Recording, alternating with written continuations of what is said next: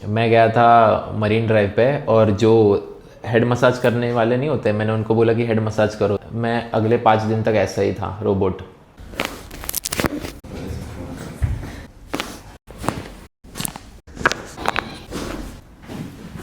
हाँ, ये वाला नंबर भी है ना। हाँ।